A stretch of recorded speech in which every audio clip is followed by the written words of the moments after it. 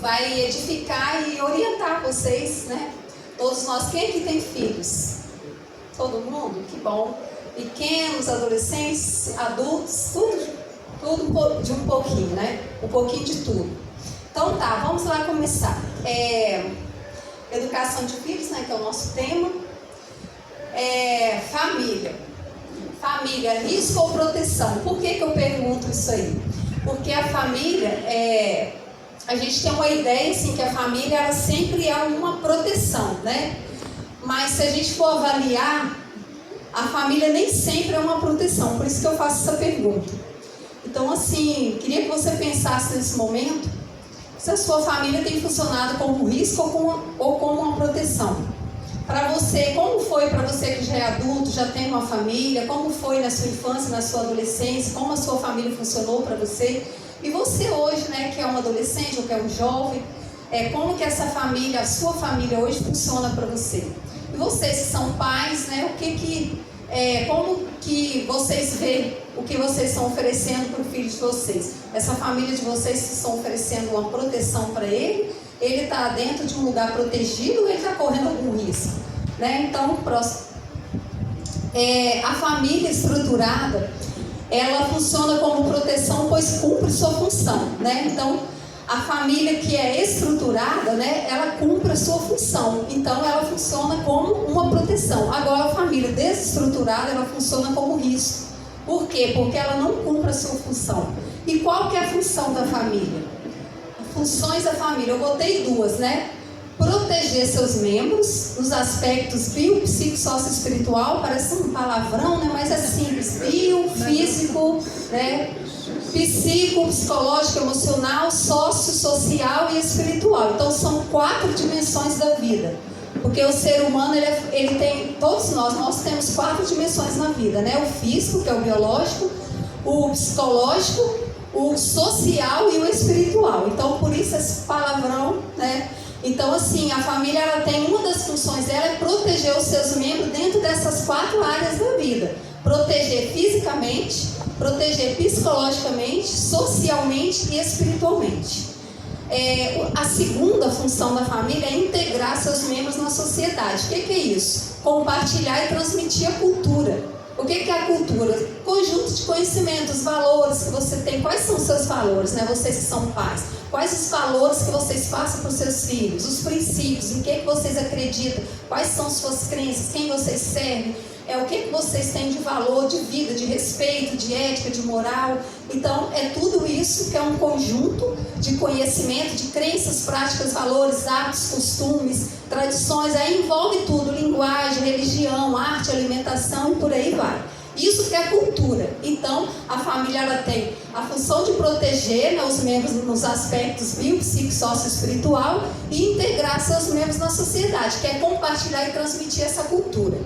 Ok? Para refletir, né, ali está aparecendo branquinho, para mim aqui está azul, porque desconfigurou um pouco. Para refletir, eu já fiz a pergunta no início, né, como você vê sua família, ela funciona como um risco ou uma proteção? Então eu estou aqui falando para vocês que a família nem sempre é uma família que protege. Às vezes ela é uma família que é um risco. É por isso que existem os abrigos, né, para crianças e adolescentes, porque às vezes a família é tão tóxica que a criança ou o adolescente ficando lá é muito pior do que se ele estiver fora da família. Então precisa desses lugares para proteger, né, essas crianças, esses adolescentes, porque a família dele é um risco para ele. Então nem toda família funciona como proteção, tá bom? Aí eu quero falar agora de 3 coisas. Eu queria um pouquinho de água. Tá aí não, embaixo aí. Tá aqui. Obrigada. Eu quero falar de 3 coisas que os pais devem fazer no processo de educação dos filhos. Agora a gente vai entrar no tema, né, assim, mais especificamente. A primeira coisa, 3 coisas que os pais devem fazer no processo de educação dos filhos. Primeira coisa, inserir boas marcas na matriz dos filhos. O que é matriz? Eu coloquei para vocês, ó. Tá dando para vocês verem direitinho? Matriz são marcas psicológicas criadas durante a vida. Podem ser modificadas e algumas até apagadas. Aí nós temos a matriz inicial, que são as marcas psicológicas criadas na infância.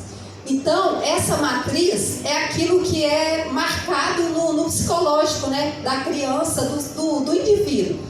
Então, ele tem aquelas marcas que a gente, né, pode chamar assim, alguns aspectos de...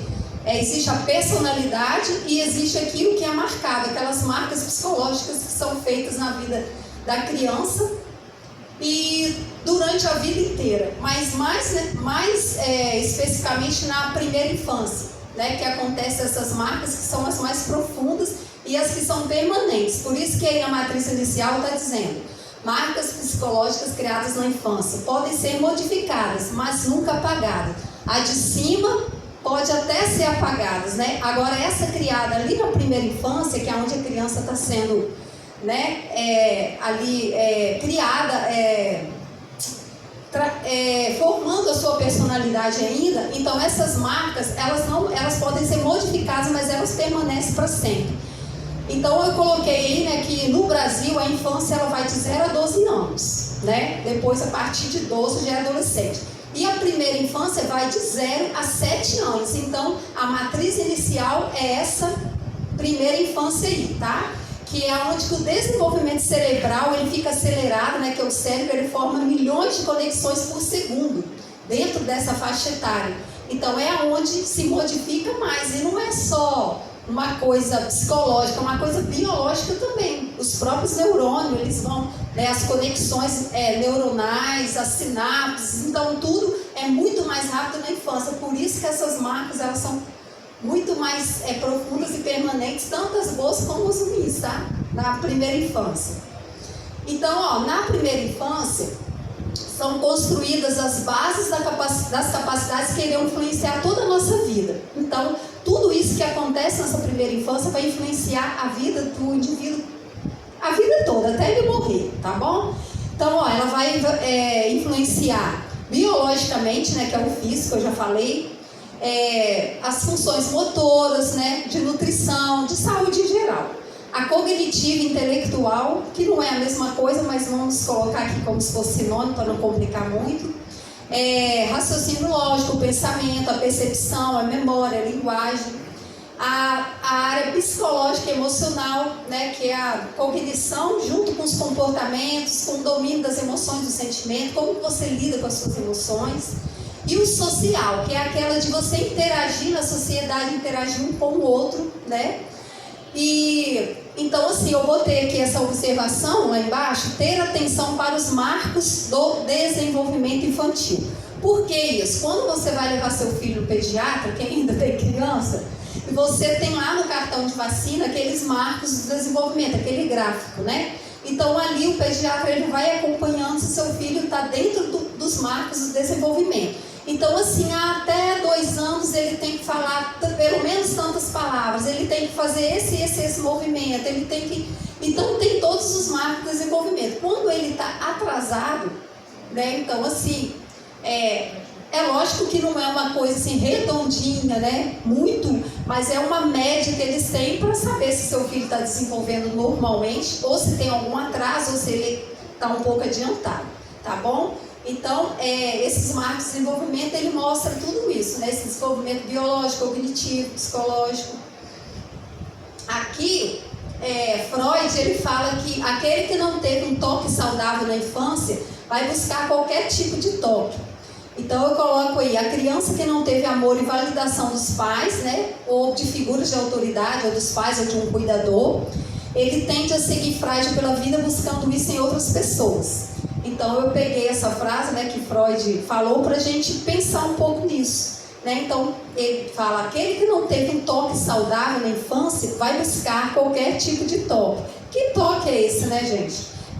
O toque de amor, de validação, da autoestima, do amor próprio, né? Então, assim, quando isso não é construído, né, na infância, então, assim, provavelmente essa pessoa vai levar isso para o resto da vida, né?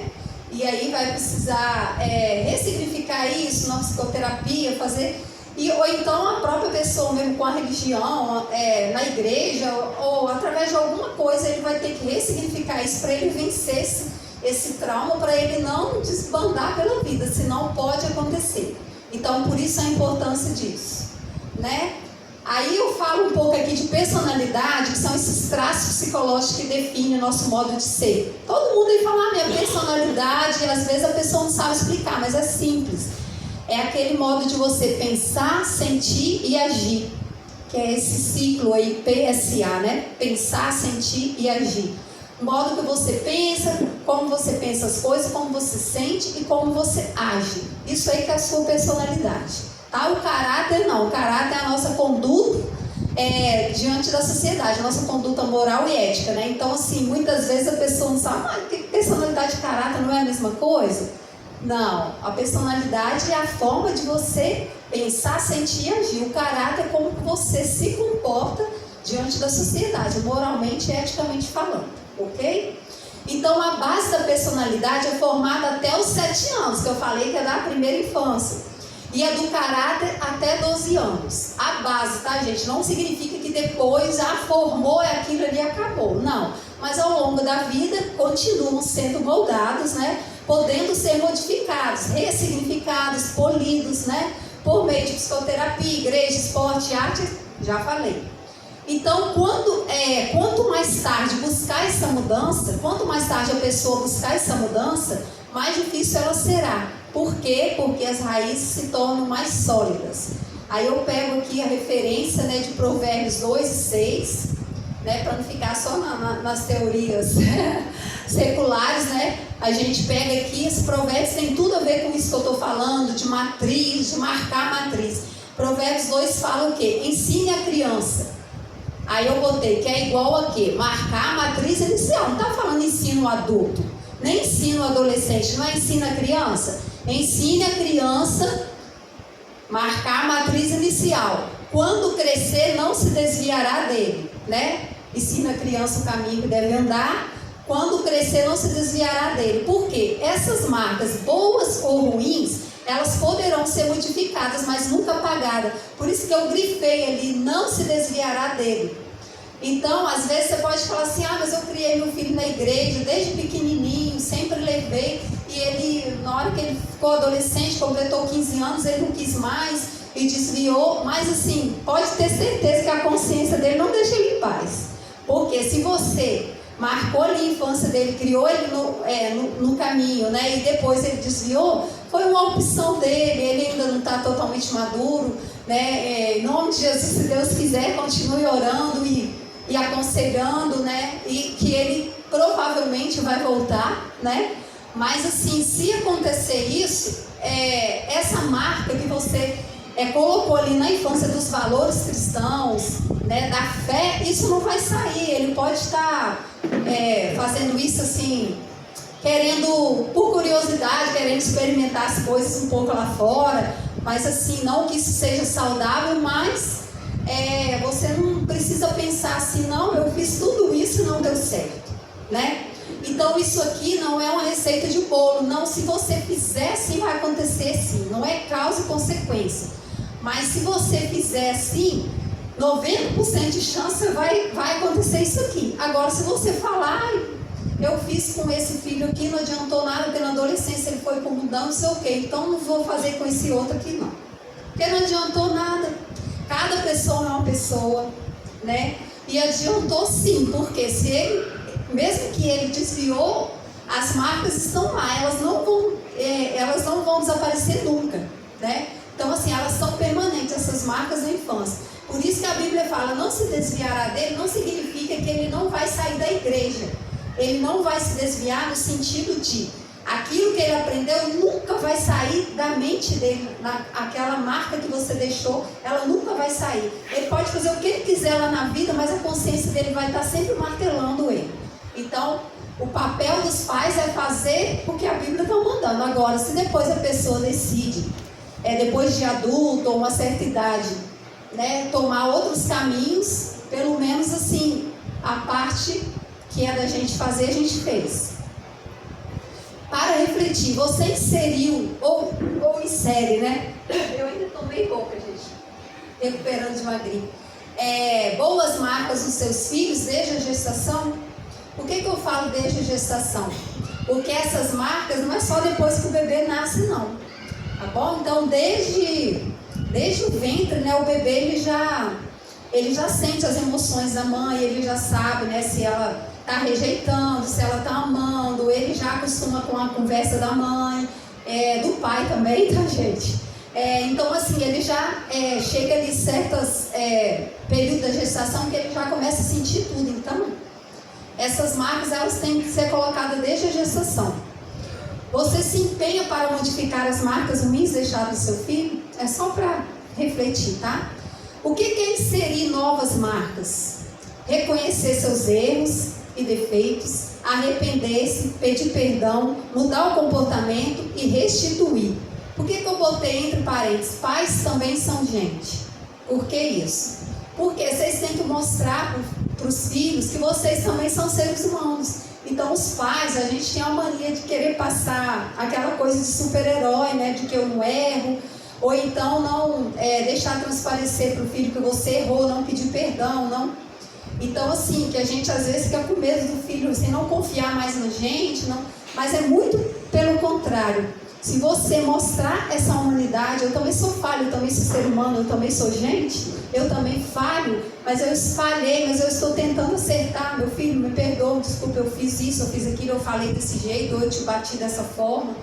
E tudo isso, então, assim, são marcas que você pode ter inserido na vida dos seus filhos. Às vezes lá atrás você ainda não tinha Deus na vida, era uma pessoa, né, assim, nervosa, intolerante, agressiva, e depois você se converteu e Deus foi te transformando. Agora seu filho já é adolescente, está revoltado porque ele passou a infância toda sofrendo na sua mão, que seja a mãe, que seja o pai, com autoritarismo, esse tipo de coisa, violência, né, violência psicológica ou física ou qualquer que seja.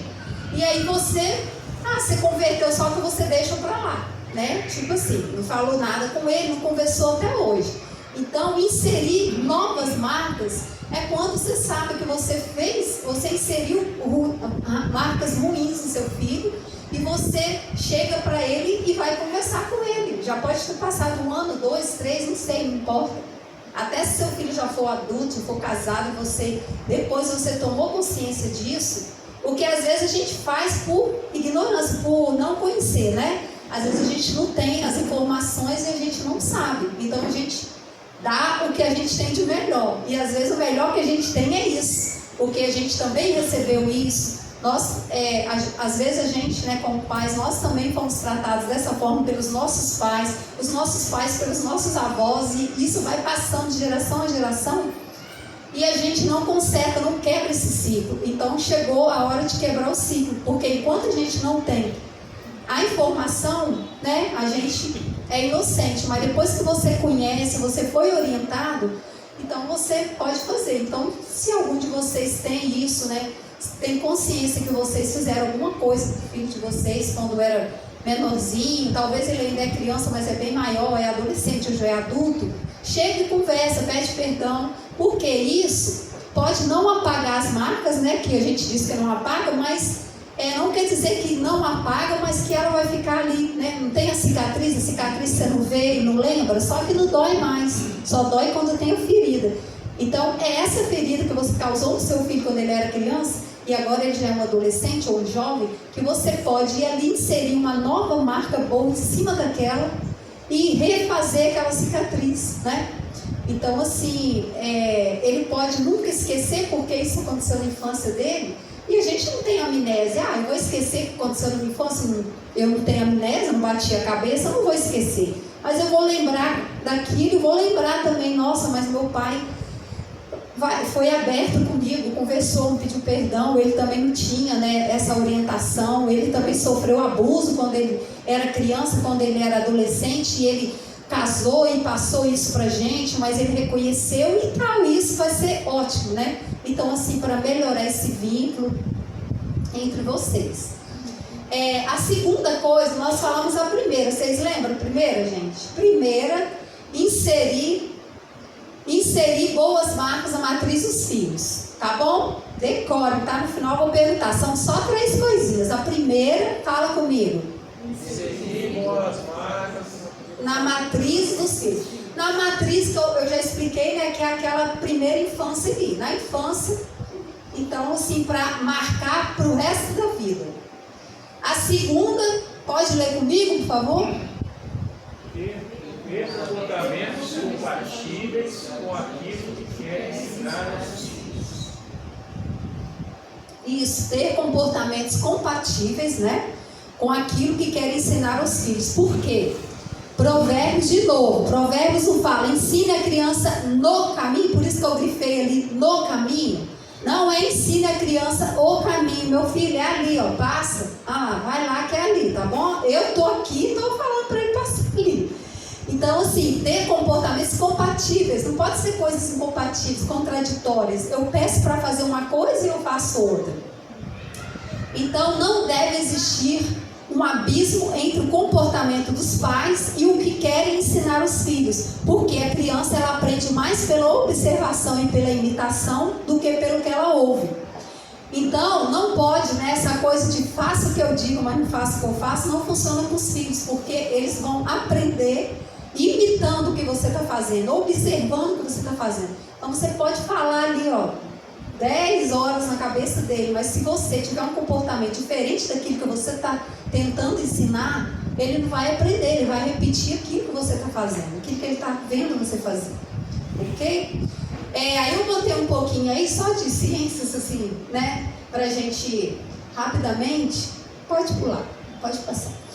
Os neurônios espelho, por que a criança ela aprende mais por imitação e observação? Todos nós temos os neurônios espelho, né? Então, o neurônio espelho ele está muito associado com a aprendizagem. Por quê? Ao observarmos alguém fazer algo, alguma coisa, quando a gente observa alguém fazer alguma coisa, ou quando a gente está fazendo alguma coisa, esses neurônios espelho, eles ativam essas áreas cerebrais que seriam ativadas se a gente estivesse fazendo. Eu estou vendo ele fazer uma coisa, eu estou observando. Então, os neurônios espelhos meus, não sou eu que estou fazendo, eu estou observando. Eles também são ativados, porque eu estou observando. Então, os neurônios espelho, a gente aprende por observação e por imitação, principalmente a criança em desenvolvimento, né? Quando a gente é adulto, isso aí a gente já consegue, né? Mas a criança não. Por isso não adianta ficar falando e fazendo o contrário do que você está falando, né? Meu filho, o telefone tocou. Mamãe, é para você. Meu filho, fala que eu não estou. Aí você vai lá e fala que a criança não pode mentir. Aí a criança fica confusa, tipo, mas minha mãe tá, eu estou vendo ela aqui. Não, meu filho, mas fala que eu não estou. E depois, não pode mentir. Então, assim, está sendo contraditório. Você está fazendo uma coisa e está ensinando outra. A criança vai aprender aquilo que ela está observando e vendo você fazer. Ok? Esses neurônios, eles facilitam a aprendizagem da linguagem, né? A aprendizagem das emoções, de entender o que uma pessoa está sentindo, pelo aspecto que ela fica. E as habilidades também sociais, de como lidar com o outro, né? Os comportamentos sociais que a gente tem. Então, eles são fundamentais na infância, por isso, ok? Aí tem ali os... Não, só ia mostrar os neurôniozinhos ali, fazendo. Então, assim, sempre ensinar a criança, assim, principalmente você fazendo junto com ela, ok? Os pais e educadores devem usar a imitação como ferramenta de ensino. Então você fala assim, poxa, mas nossa, é difícil, eu ensino e essa menina não aprende. Faz junto com ele, mostra, né? Então ali tem algumas figuras, né? O filho olhando para o pai, fazendo a mesma coisa que ele faz, o outro ali seguindo os passos dele, lá a menininha igualzinha a mãe, com a caneta na boca, celular, olhando, né? Então assim, neurônio espelho, lembra sempre disso, porque isso aí é certo. Então os pais e os educadores, eles devem usar a imitação, né, como ferramenta de ensino. Demonstrar comportamentos e emoções positivas ajuda as crianças a aprender e internalizar atitudes saudáveis. Os pais cristãos deveriam ter coragem de dizer aos filhos, sejam meus imitadores como eu sou de Cristo. Quem falou isso? Vocês sabem? Paulo, né? 1 Coríntios 11:1. Paulo falou, sejam meus imitadores como eu sou de Cristo. Então nós, pais cristãos, a gente deveria ter a coragem de falar isso com os nossos filhos. Mas nem sempre, né? O pai pode falar isso com o filho, porque seja meu imitador, o pai está todo errado, aí vai falar isso com o filho. Então, os adultos deveriam ser modelos de educação para todas as crianças do seu entorno. Por que isso? Porque os adultos, eles influenciam as crianças, eles não influenciam só os filhos deles, os sobrinhos, ele influencia qualquer criança que ele está ali no convívio com ela, né? Porque ele vai influenciar nas próximas gerações, então só criticar não resolve, né? Porque a gente não vê hoje, a gente não tem mania de falar, eu sei que eu também já falei, a gente fala, nossa, essa geração de hoje, porque a gente fica comparando as crianças, os adolescentes hoje com o nosso tempo, né? Então assim, parece que eu tenho uns 80 anos, né? Mas assim, enfim, mas mesmo assim, 20 anos atrás, 30 anos atrás, era totalmente diferente. Então hoje em dia essa geração é muito diferente. Então a gente tende a criticar, nossa, que esses meninos, não sei o quê. Então assim, né, em vez de a gente criticar, nós como adultos, independente de ser nossos filhos, nossos sobrinhos, nossos amigos, vamos dar o exemplo para as crianças e os adolescentes, né? Porque a gente influencia essas próximas gerações. Então, se eles olharem para os adultos, qualquer lugar que tiver adulto, eles estão tendo contato com esses adultos, vendo o comportamento deles, um bom comportamento, isso vai influenciar para as próximas gerações. A próxima, quem decorou a segunda? Já esqueceram? A segunda é... ter comportamentos compatíveis com a ideia. Isso, pode falar de outro. Isso, dá exemplo. Ter comportamentos compatíveis com aquilo que quer ensinar os filhos. É o segundo. Agora o terceiro, hein? Aplicar a educação adequada para cada fase da vida dos filhos. Mas como assim? A educação adequada para cada fase? É porque tem o bebê, tem a criança, tem o adolescente, não tem? Eu nem vou falar de adulto, né? E idoso são as fases da vida, mas a gente está tratando de educação de filhos. Então a gente vai falar da fase do bebê, da criança e do adolescente. Então nessas três fases, o que a gente vai fazer agora? A gente vai falar um pouquinho sobre a fase da vida do bebê, da criança e do adolescente relacionada com o amor dadivoso, o amor que ensina e o amor que exige. Esses três tipos de amor é o Samitiba, eu acho que vocês conhecem, ele é um psiquiatra muito famoso que fala especializado em adolescente, em infância e adolescência. Ele fala que os pais devem oferecer um tipo de amor específico em cada fase do desenvolvimento do filho. Então, pegando esses três tipos de amor que ele fala, eu relacionei, né, as fases, essas três fases relacionadas com esses três tipos de amor. Vamos ver agora a fase de vida do bebê. O bebê vai de 0 a 2 anos, tá, gente? Até 2 anos é um bebê. Deve-se oferecer o amor dadivoso. Que isso, gente? Amor dadivoso. Vamos lá. O amor dadivoso. O bebê é totalmente dependente. Não sobreviveria sem a ajuda de alguém. Não é verdade? Se deixar um bebê sozinho, sem comida, nada, ele vai viver? Não vai. Ele depende de ajuda de alguém. O amor dadivoso é a doação de tudo que o bebê necessita para crescer integralmente saudável.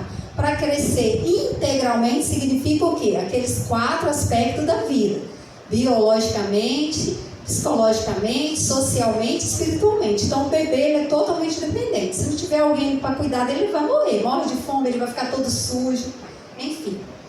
Então esse teórico aí, que é o Winnicott, ele fala que a mãe ideal é a mãe suficientemente boa. O que é suficientemente boa? É aquela que ela supre pelo menos as necessidades básicas do bebê. Quais são as necessidades básicas do bebê? A alimentação, né? A higiene, né? Então o bebê não vai ficar ali todo sujo. Então a alimentação, a higiene, os cuidados básicos, a proteção física para ele não se machucar, enfim.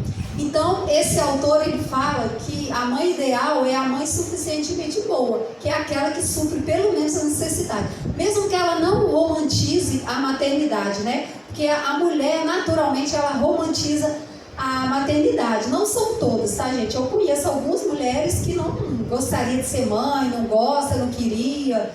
Tem umas que nem são, outras são, mas não gostaria. Então, assim, a gente não pode dizer se toda mulher tem um sonho de ter filho. Não é verdade. Mas, naturalmente, né, a mulher romantiza. Então, mesmo que a mulher ali não fica babando o bebê, falando, nossa, ele é a coisa mais linda do mundo, ele é isso, ele é aquilo. Ela, para ser uma mãe suficientemente boa, ela tem que dar pelo menos os cuidados básicos. Tá bom? Esse cuidado básico é natural da mãe. E o que fugir disso é disfuncional patológico. A gente não vê em mães jogando o bebê no lixo, matando, deixando abandonar. Isso aí é uma coisa doentia, patológica, não é uma coisa natural, normal, não. Processo de formação da individualidade do bebê. Gente, nos primeiros anos de vida, o bebê ele não sabe que ele é uma pessoa, igual que ele é um indivíduo, que ele é uma pessoa, um ser vivo único. Igual a gente sabe, nós somos um indivíduo, existe só uma de mim, só uma dela. Nesse universo inteiro existe um indivíduo, não existe repetição, nem gêmeos idênticos não é a mesma pessoa. O DNA deles tem diferença. Pode ser iguaizinhos, idênticos, tudo, nasce a mesma placenta, tudo igual, mas não é a mesma pessoa. Então o bebê, ele não sabe disso. Ele só começa a ter noção de que ele é uma pessoa e a mãe é outra a partir de 9 meses. Aos 9 meses surge a noção de que o corpo é seu. Até 9 meses ele acha que ele e a mãe é um só.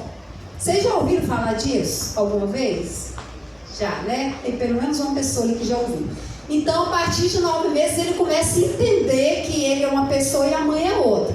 Aí, a partir de 1 ano, essa consciência de si mesmo, tipo assim, de saber que eu sou eu e a minha mãe é a minha mãe, ela vai se fortalecendo e ele começa a descobrir que pode tomar decisões, né? Não tem? Quando a criança ele começa a partir de 1 ano, 1 ano e pouco, ela já não quer comer aquilo que ela não gosta, ela quer se deixar, já faz pirraça, enfim. Então é por quê? Porque ela descobriu que ela é um indivíduo e ela tem escolhas, ela pode, né? Uma coisa bem pequena, mas ela já está nesse processo, tá bom?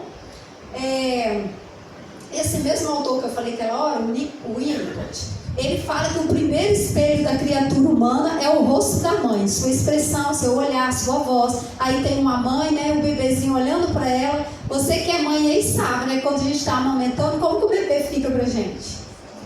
Ele olha lá no fundo da alma da gente, fica assim, ó. Mas ele olha assim, com um olhar profundo mesmo e fica. Então, então assim, esse outro autor aí, que é esse Abraham Lincoln, ele fala que a mão que embala o berço governa o mundo. Todo mundo conhece essa frase, né, gente? Tem até um filme que fala, a mão que embala o berço, só que é um filme meio... Mas assim, o que ele quer dizer com isso, né? Que os cuidados e a educação dedicada aos filhos influenciam a formação, né, biopsicossocial, que é essa que eu falei, toda, né, do indivíduo e impacto no futuro da sociedade, positivo ou negativamente. Então, por que a mão que embala o berço? Aquele que oferece os cuidados ali na infância, desde o nascimento, desde a gestação, ele vai, esses cuidados vão influenciar nesse indivíduo, e esse indivíduo, a formação desse indivíduo vai influenciar na sociedade, não vai? Se a criança é violentada, maltratada, mal educada, isso ela não vai crescendo, vai se tornar um adulto o quê? E o que vai acontecer na sociedade? Com esse adulto desse jeito, ou adolescente, né? Então a criança não, ela é amada, ela é querida, ela é bem educada, tal, tem valores, princípios, tal, ela vai crescer, também não vai influenciar, então influencia de forma positiva ou negativa. Então essa frase quer dizer isso, a mão que embala o berço governa o mundo, influencia na sociedade, no mundo. Então o amor dadivoso, ele é natural na mãe, né? Pois a mulher já tem um preparo biológico para ser mãe, ela já nasce preparada para ser mãe. O amor dadivoso não é, papai, presta atenção, o amor dadivoso não é natural no pai. Por quê? Porque o homem não tem preparo biológico para ser pai, portanto ele precisa desenvolvê-lo. Não é já natural da mãe ali, daqueles cuidados, coisa e homem. Hoje em dia os homens são muito bem envolvidos. Antigamente os homens, até uns anos atrás, ele pegava no bebê só quando já estava grande, porque eles tinham medo. Hoje em dia eles são bem envolvidos. Então, mas isso sim, com a mãe já é mais natural. Agora o homem ele tem que desenvolver isso, esse amor dadivoso, tá? Que é o amor na fase do bebê. Teoria da esterogestação. Eu vou falar rapidinho, aí que fofo, gente. Dos 3 primeiros meses de vida do bebê após nascer, tá, gente? Não é 3 meses de gestação. Esse teórico, né, que eu nem falei o nome dele aí e tal, ele fala que os 3 meses depois que o bebê nasce é uma continuação do desenvolvimento do bebê, que começou no útero. Então o bebê, ele é um trauma, né? Ele nascer, porque ele tá ali todo aquele conforto, 9 meses, a mãe respira por ele, come por ele, tudo por ele tá ali no quentinho, no escuro. Então, quando o neném nasce, já é um trauma. Então, para desenvolver esses 3 primeiros meses de vida, ele tá como se fosse uma continuação do desenvolvimento dele no útero. Então, essa teoria da esterogestação, ela fala que é bom que a família, né, que os pais, eles construam um ambiente parecido com o útero, para esse bebê não ter um trauma tão grande nesses 3 primeiros meses de vida. Então, o principal benefício dessa esterogestação é reduzir o estresse do bebê, tornando esse período de transição mais tranquilo e seguro para ele. Que transição é essa? Do útero para o ambiente que a gente vive, né? Aí tem umas técnicas aí para ativar o reflexo calmante do bebê, que eu vou ler para passar rapidinho. Fazer charutinho, só que o charutinho, gente, não pode prender as perninhas, tá? Igual tá aqui, ó, não pode, tá bom? Senão dá problema no quadril do bebê. Reproduzir, fazer charutinho para reduzir o reflexo de Moro. O que é reflexo de Moro? Não é do Sérgio Moro, não, tá? É aquele de... A criança fica balançando assim, você faz assim, ela faz assim, isso aí porque ela não tem noção de espaço, porque no útero ela não fica tipo solta assim. Então é isso. Aí estressa muito o bebê. Segurar de lado ou de bruço, reproduzir o som. Vocês sabem por que esse som acalma o bebê? Quem sabe? Levanta a mão e fala para mim. Por quê? Por que esse somzinho acalma o bebê? Porque assemelha no útero, né? Assemelha o som do sangue passando numa veia, uma artéria bem grossa que tem perto do útero. E aí, né, ele fica ali 9 meses ouvindo aquele som. Então, isso é um som parecido. Então, você está reproduzindo o ambiente uterino para ele. Deixar próximo o peito para que ele sinta os batimentos cardíacos, ele ouve e sente, porque da mãe ele ouve e sente. Balançar com movimentos ritmados, repetidos, sentido vertical, assim, ó, tá, né? Amamentar em livre demanda, deixar o bebê amamentar assim, até ele ficar cheinho, né? Manter limpo, seco, confortável, deixar dormir à vontade, estimular o tato com carinhos e massagens, deixar o ambiente arejado com pouca luminosidade na maior parte do tempo, ok? Para refletir, como está o seu amor dadivoso? Cada amor que eu falar, eu vou perguntar para vocês. Como está o seu amor dadivoso? Mãe, você se doa ao seu bebê ou passa mais tempo nas redes sociais, cuidando da casa, de você, do marido, do seu pet, com as amigas? Pensa aí um pouquinho.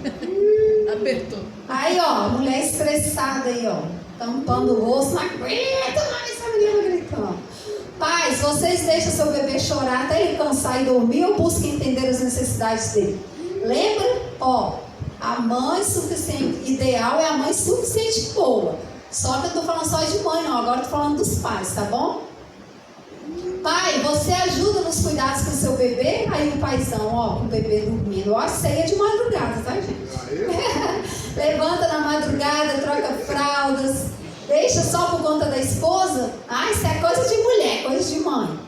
Ou deixa só por conta da esposa? Lembre-se, por ser homem, você precisa desenvolver o amor dadivoso. Lembra que eu falei um pouquinho antes? Que o amor dadivoso já é natural da mulher, mas o homem precisa desenvolver? Então, você vai desenvolver assim, cuidando do seu bebê. Você tem que trocar a fralda, tem que pegar ele e botar para dormir, ajudar, né? Porque aí você está desenvolvendo isso. Senão, você vai ficar muito distante dele. Aí vai começar a criar um vínculo só depois que ele estiver bem maior? Não. Ok? Pais, vocês expõem seu bebê às telas? Celular, TV, para facilitar, tipo assim, para ele exigir menos a sua atenção. Ah lá, a mulher lá, ó, o bebê está tomando uma madeira e ela no celular, não está nem vendo se o bebê está engasgando, se não está. A outra ali, o bebê chorando e ela olhando o celular. Depois a gente vai falar um pouquinho mais disso. Fase de vida da criança, já falamos do bebê, ok? A criança de 3 a 12 anos deve se oferecer o amor. Qual amor, gente? Tá? O bebê bebê é o amor dadivoso, você dá tudo, porque o bebê é totalmente dependente. Agora, a criança, que é de 3 a 12, deve se oferecer o amor que ensina, não é mais um bebê, tá bom? Tem gente aí falando que o menino tem 10 anos, é o meu bebê. Eu falo isso também com meu filho, ele tem 23, mas não é, a gente sabe que não é, porque ele odeia, né? Mas eu falo às vezes. Amor que ensina. Olha só a cara da menina, gente. De bravo, de... Então, gente, nessa fase, mais do que somente dar, está na hora de ensinar. Ensinar o quê? Vamos ler comigo? Regras, princípios e valores. Pois aqui a criança já identifica o que quer, mas são os pais que devem ensinar as adequações do seu querer. Aqui a criança não já sabe, gente, de 3 até 12 anos, ela não sabe o que ela quer, que ela quer comer o biscoito na hora do almoço, ela não quer o almoço. Ela não sabe que ela quer sair sem a blusa de frio, mas está frio, vai chover, ela quer, não tem noção de que pode resfriar, sei lá. Então, assim, ela não sabe mensurar as consequências daquele querer dela. Então, os pais que têm que adequar esse querer delas, né? Então, não é mais só dar igual para a criança, para o bebê, né? Agora é ensinar. Aí muitos pais falam, cansei de ensinar, mas ele não aprendeu. Se não aprendeu, você não ensinou, você apenas informou. Né? Informar é diferente de ensinar. A informação só se transforma em conhecimento por meio da ação, por meio da prática. Então você tem que fazer junto com a criança. Igual apareceu lá o pai lavando o pneu do carro junto com o filho, a mãe lavando a roupa junto com a filhinha, mostrando, ela participando, né? Faça junto com a criança. Nós já falamos dos neurônios de espelho, lembra? Então, que a criança aprende por imitação e observação. Então, é isso. Nessa fase, os pais devem... Pode passar. Nessa fase, os pais devem ensinar aos filhos como é bom aprender a aprender. Nossa, como que é bom aprender a aprender, né? Por quê? Como que faz isso, né? Reforçar os bons comportamentos dos filhos com reforço positivo. O que é reforço positivo? São estímulos, agrados, né? Se a criança faz uma coisa boa, por que não elogiar? Por que não dar? Não é só toda hora que o menino faz uma coisa certa e boa, você tem que dar um presente, porque né, não é aquilo de você estar comprando. Tem pai que fala, não vou estar comprando um bom comportamento do meu filho com presente. Não é sempre presente, né? Mas pode ser um elogio, toca aqui, um abraço, um beijinho, passa a mão na cabeça, aí meu filho, gostei de ver, essas coisas, isso que é reforço positivo. Promover a independência e a autonomia dos filhos. Isso significa permitir e incentivá-los a fazerem as coisas. O aprender da segurança e constrói uma boa autoestima, que é esse alto valor. Né? Então, promover a independência e autonomia. Tem gente que a criança tem 6 anos, ele ainda dá comida na boca. Não, ele ainda come sozinho. Tem 5 anos, gente, a criança de 3 anos já come sozinha, até de 2, até de 1. É lógico que ela vai fazer uma maior bagunça. Agora, se você não quer que faz bagunça para depois você limpar, o que você prefere? Depois limpar ou seu filho ficar dependente, a criança bobona, assim, sem iniciativa? Então, assim, para criar essa independência, essa autonomia, você tem que permitir, incentivar a criança a fazer as coisas. Não, você consegue, vem cá, faz junto, vamos, é assim, né? E aí, isso ajuda o quê? Trazer segurança para a criança, ela se sente valorizada. Ela não se sente como zero à esquerda, eu não sirvo para nada, eu não sou ninguém, eu não consigo nada, eu sou um fracasso. Mostrar aos filhos que eles podem vencer suas dificuldades, né? Ajudá-los a superar seus limites para se desenvolver de forma adequada.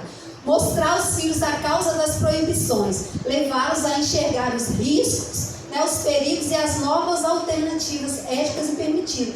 Você não pode proibir as coisas e não explicar, né? Antigamente era assim, mãe, por que não? Por que não? Porque eu estou falando que não. Pai, por que não? Porque eu estou mandando, eu que mando você. Ai, gente, são bichos. Borboletinho.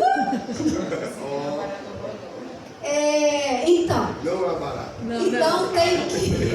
Então tem que mostrar a causa das proibições, entendeu? Não pode proibir e falar, é porque eu estou falando que não é não e pronto, acabou.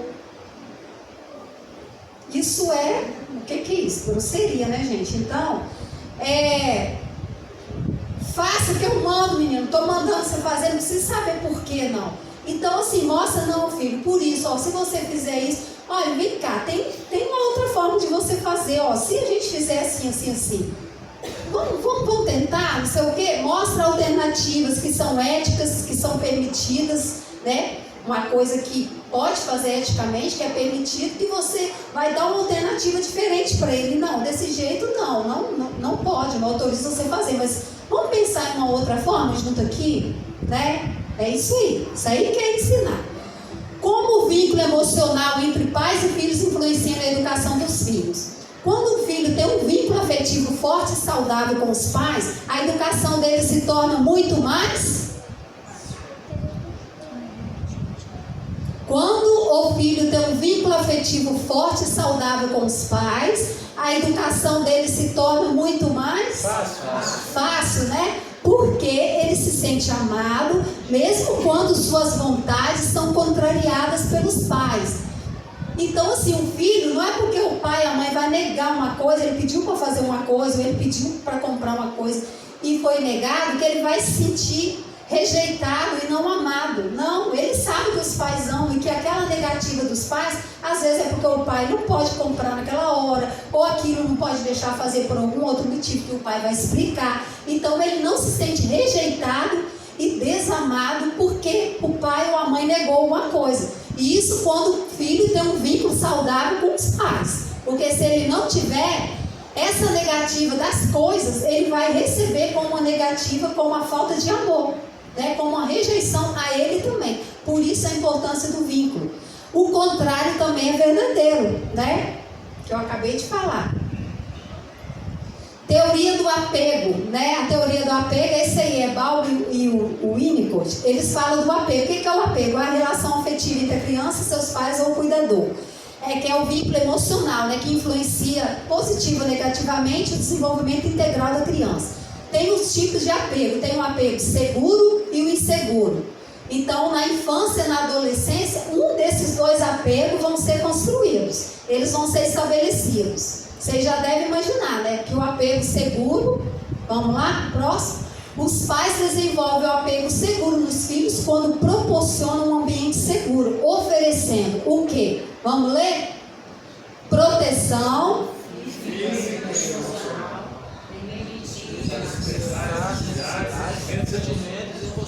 Isso, então assim, os pais eles desenvolvem o apego seguro nos filhos quando eles oferecem um ambiente seguro, proporcionando isso aí, proteção física e emocional, que eu já falei, né? Permitir que a criança ou adolescente expresse suas necessidades, seus sentimentos, suas emoções, né? Não reprimir ali, engole esse choro, eu não quero saber de choro aqui não sabe nem o que aconteceu, ou então bateu na criança, ou negou uma coisa, a criança ficou triste, ela pode chorar, ela tem o direito de chorar.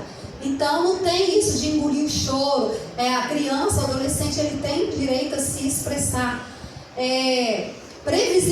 Previsibilidade. O que é isso, gente? Suprir as necessidades no tempo adequado, sem ambivalência. O que é ambivalência? É assim, na mesma hora que você é acessível, você não é. Na mesma hora que você ama, você odeia. Então, a criança, ela precisa de previsibilidade para ela ter segurança. Ela precisa de saber que quando eu estou necessitada de ajuda de alguma coisa, eu posso contar com meu pai e com minha mãe, que é onde ela se sente segura. Se ela não tiver essa previsibilidade, de saber assim, ser uma coisa previsível para ela, os pais têm que ser previsíveis. Não, toda hora que eu precisar, eu posso contar com os meus pais. Se ele age com ambivalência, às vezes ele ama e ajuda e oferece amor e carinho, às vezes ele odeia, ele grita, ele bate, ele espanca. A criança fica insegura, ela não vai saber assim, que hora que ele vai estar de um jeito ou de outro. Então é preciso ter essa previsibilidade, ok? Confiança, né? Estimular a autonomia na medida que a criança cresce, que é o que eu já falei, autonomia, independência. Se a criança vai crescendo e você não estimula isso, ela cresce uma criança totalmente dependente e insegura. Isso não é bom para ela, porque o mundo lá fora não vai fazer tudo que você faz para ela em casa. Lá fora ela vai quebrar a cara, né, como a gente diz, na escola, na sociedade, porque ninguém vai tratar ela igual o papaizinho e a mamãezinha trata. Então você tem que preparar seu filho para o mundo, né? Estabelecer os limites, né, as regras claras e ajudar as crianças a entender essas regras e as consequências de ultrapassar esses limites. Então você vai estipular ali as regras, isso pode, isso não pode, isso pode, isso não pode. Isso que não pode, se você fizer, o que vai acontecer? Agora, por que continuam fazendo? Porque não tem consequência. Ou então fala que vai ter consequência, mas não aplica a consequência. Não é isso que muitas vezes a gente faz? Você fala, eu vou te bater o dia inteiro. Menino, se você fizer isso, eu vou te bater. Só que você nunca bate. Menino, se você fizer isso, eu vou tirar seu videogame, vou deixar você ser televisão. Você não vai na casa do seu avô. Aí depois do domingo você vai, arruma e nem até esquece que falou o quê. Então isso vai criando uma rotina, entendeu? Então não tem consequência, ele vai continuar fazendo. Então assim, por favor, gente, se vocês não forem aplicar, é melhor não falar, porque vocês vão perdendo a autoridade com eles. Porque se você fala e nunca aplica essa consequência, ele vai acostumar. Mamãe fala, papai fala, não bate nada, não deixa de castigo nada, vai continuar fazendo. Agora, se você falar e você fizer, ele vai pensar 10 vezes antes de fazer de novo. Então tá, gente, essas crianças com apego seguro, elas têm a maior probabilidade de não apresentarem, eu botei ali, ó, grande, ó, não apresentarem problemas emocionais e de estabelecer relações interpessoais saudáveis e significativas no futuro. Entenderam? Essas crianças que têm um apego seguro, que têm esse vínculo forte, saudável com os pais, na família, elas têm maior probabilidade, não quer dizer que nunca vai ter um problema emocional, psicológico, nada, mas elas têm uma tendência muito maior de não desenvolver problemas emocionais e de criar relações fortes, significativas com outras pessoas no futuro. Os pais desenvolvem o apego inseguro, agora é o inseguro, né? Dos filhos quando proporcionam um ambiente inseguro, agindo com ameaças constantes de abandono.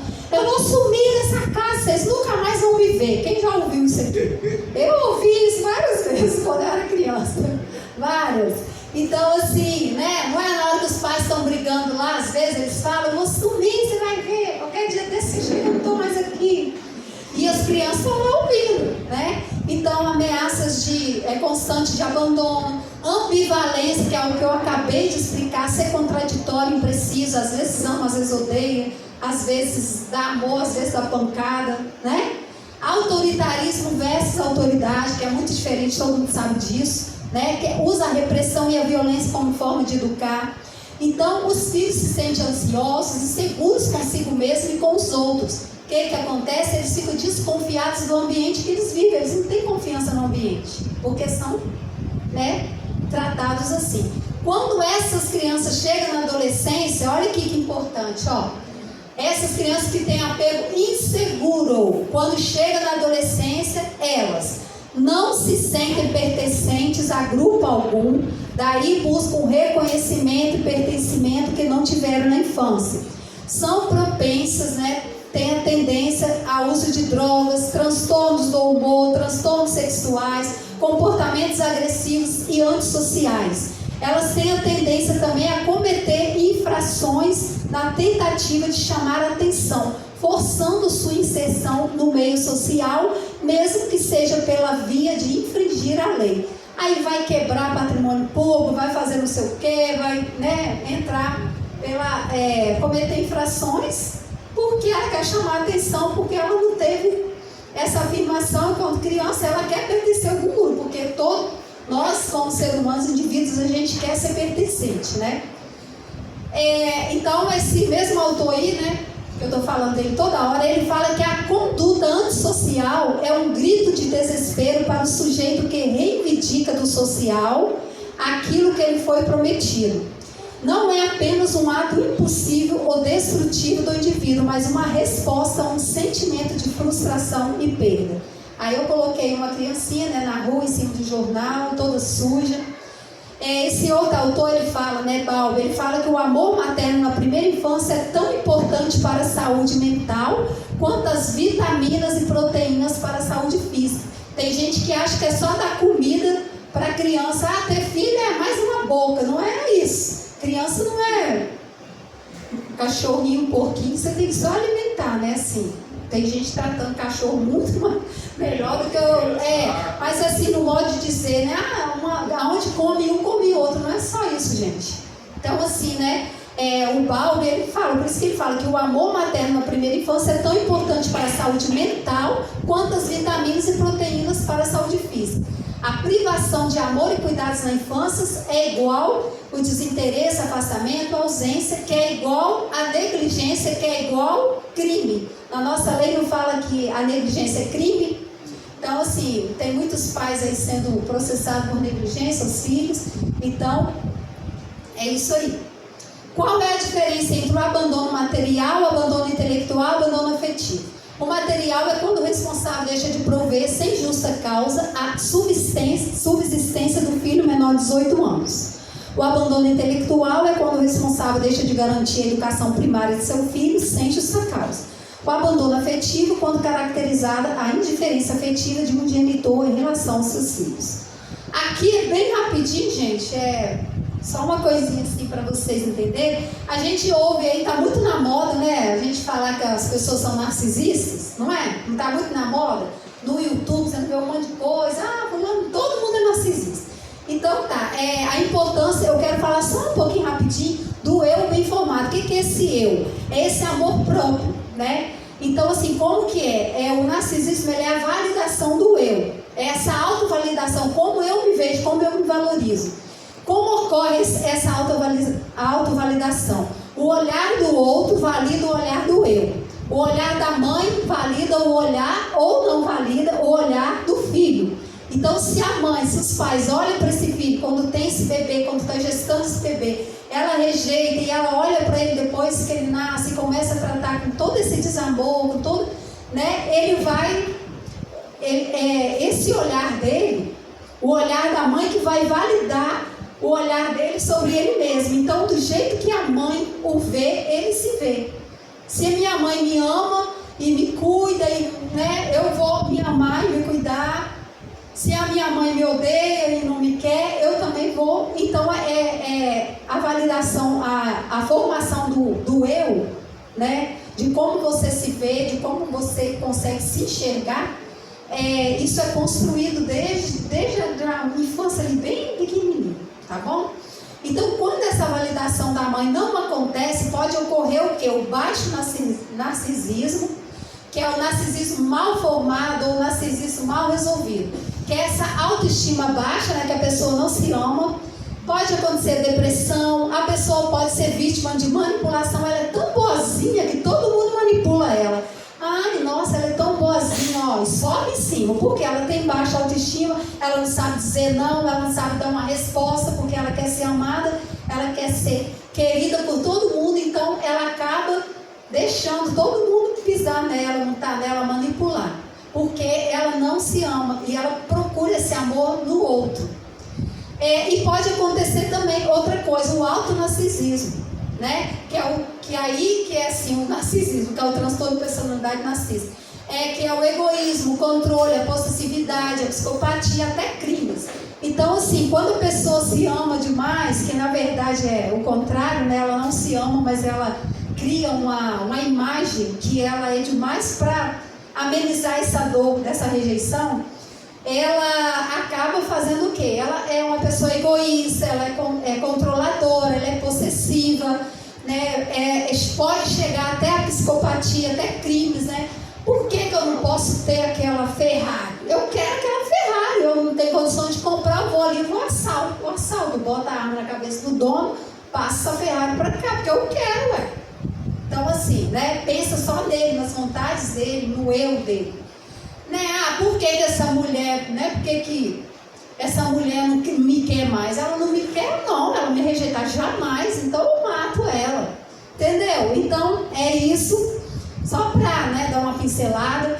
O autonarcisismo, ele surge como uma resposta à dor emocional pela falta de validação do eu, que é o que eu acabei de falar.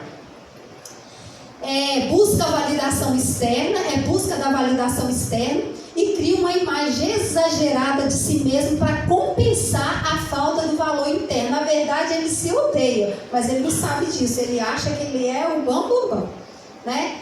Se minha mãe não me valida, eu não valido o outro e retorno o meu olhar para mim. Então, o movimento saudável é esse aqui, ó.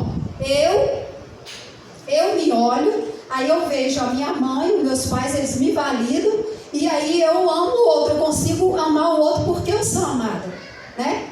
Agora, ele não me ama, eles não me amam, a mãe não me ama, o pai não me ama, então eu não me amo e eu não consigo amar o outro, e aí eu volto esse olhar para mim, porque se eu não amo o outro, eu volto a olhar para mim, para me amar. Só que todos os dois é rejeição, tanto o baixo narcisismo como o alto. Deu para entender, gente? Sim.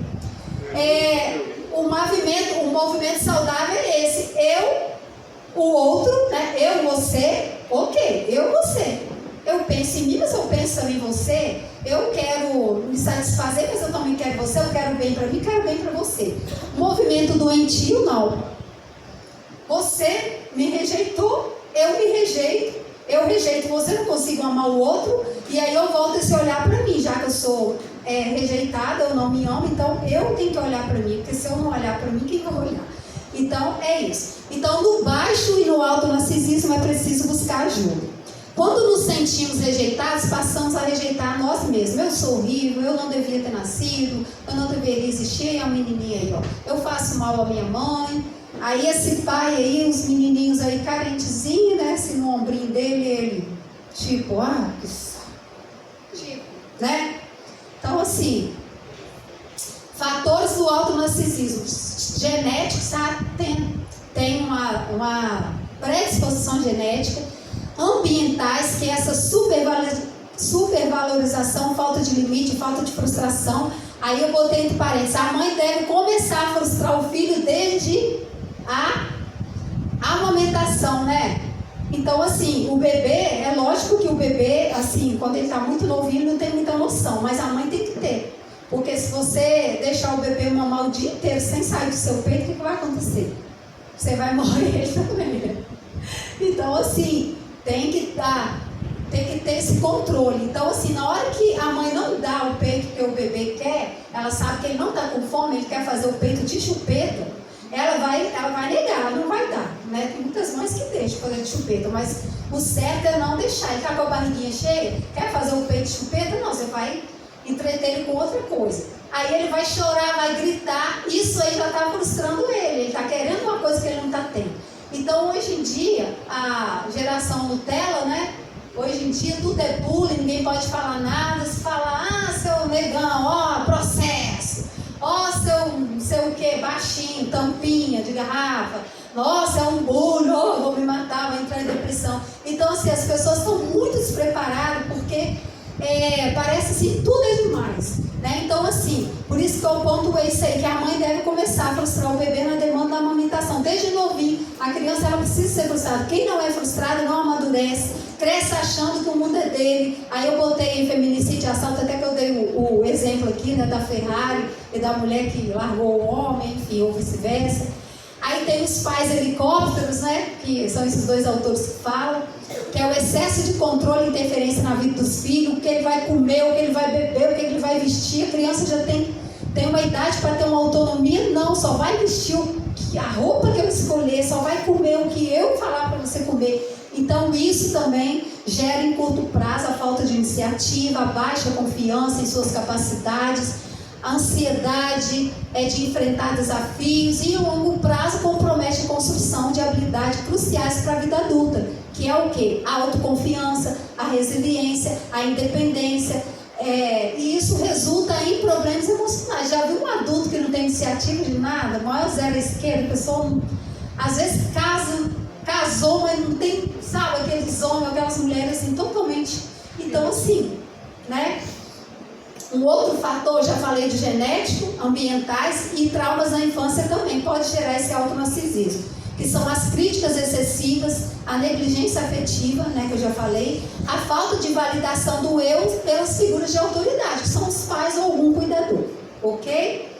Ainda dá tempo, porque eu fiz essa observação, porque, vamos ler comigo aquele grandão ali, ó, o tipo De apego desenvolvido entre pais e filhos durante a infância não é necessariamente permanente. Então, esse tipo de apego, eu não falei que vai desenvolver um dos dois, ou seguro ou inseguro, vai desenvolver um dos dois. Se você não desenvolver o seguro, você vai desenvolver o seguro. Da infância até a adolescência, você vai desenvolver esse apego nos seus filhos, um desses dois tipos.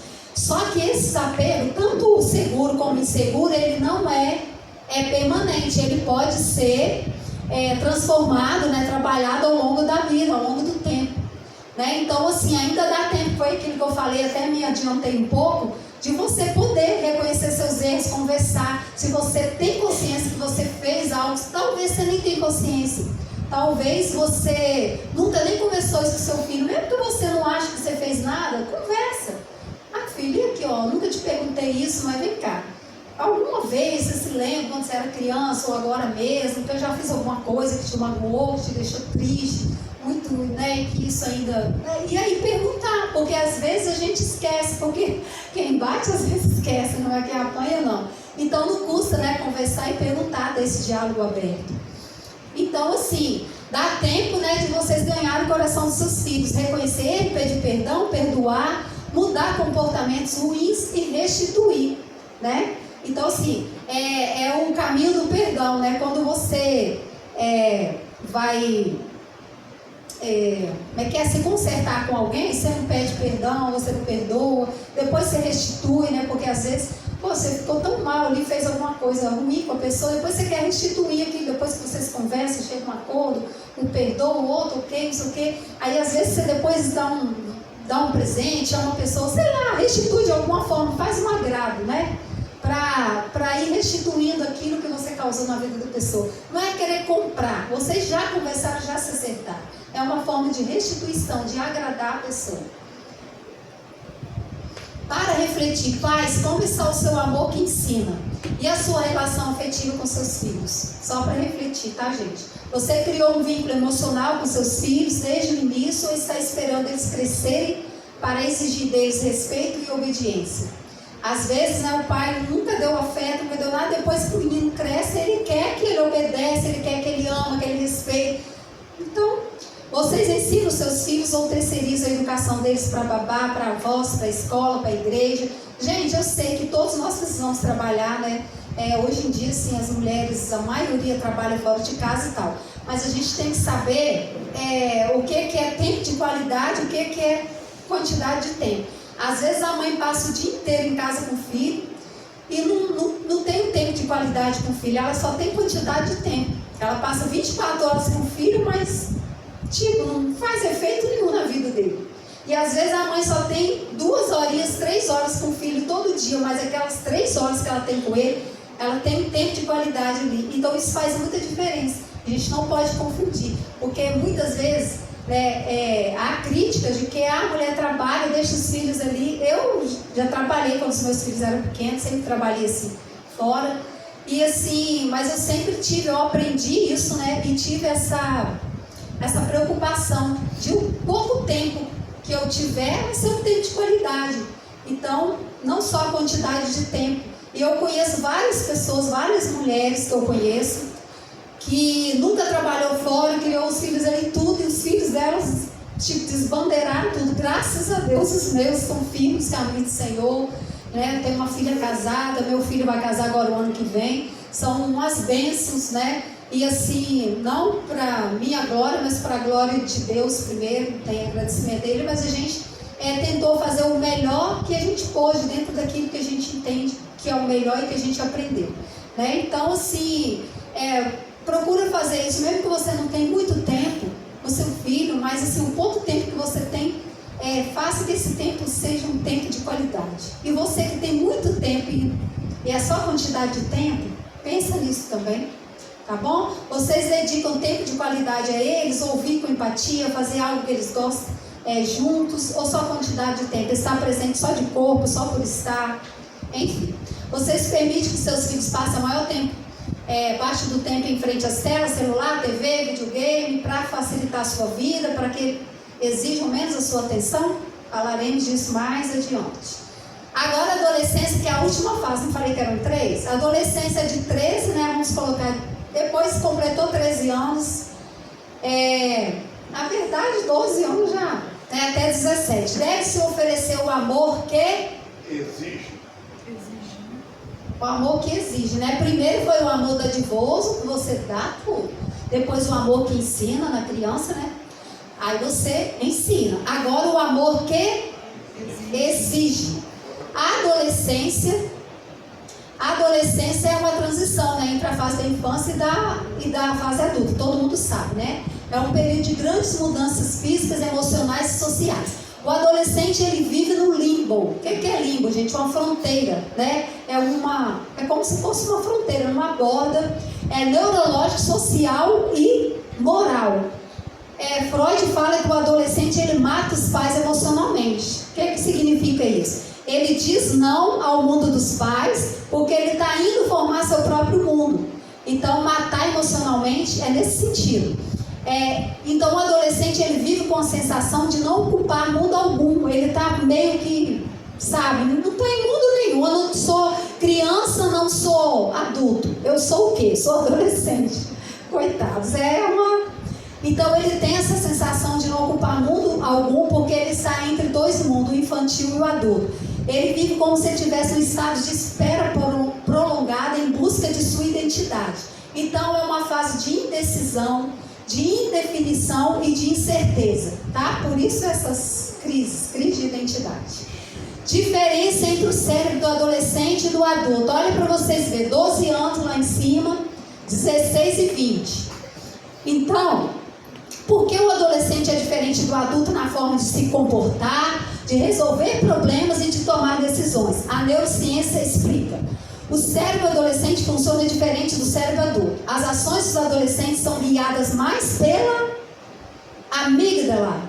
Nessa aqui não, tá, gente? Da garganta não. A amígdala é uma parte que tem no cérebro que ela controla, ela é responsável pelas emoções e pelas reações. Então, as ações dos adolescentes são guiadas mais pelas amígdalas do que pelo córtex frontal, que é essa parte aqui, que nós adultos, né, somos, o nosso comportamento, as nossas ações são guiadas mais pelo córtex pré-frontal. E do adolescente é pelas amígdalas, que ela é mais emocional e reativa. Então, por isso que eles têm uma tendência a agir por impulso, a buscar emoções intensas, se envolver em comportamento perigoso, arriscado. Isso não significa que o adolescente não saiba tomar boas decisões, não saiba a diferença entre o certo e o errado, ele sabe sim, e que ele não deve ser responsabilizado por suas ações. Ele só não consegue mensurar as consequências daquilo, porque essa parte do córtex frontal dele ainda não está formada. Sabe quando que ela vai ficar totalmente formada? Por volta dos 25 anos, que ela está madura. Mas assim, com 21 anos para lá ele já, né? Mas até 21 anos ela não está, ela está em formação ainda. Então, por isso o comportamento deles, que a gente fala que eles são inconsequentes, parece que não pensam, que vai beber, enfim. São mal-humorados, são, enfim. Né?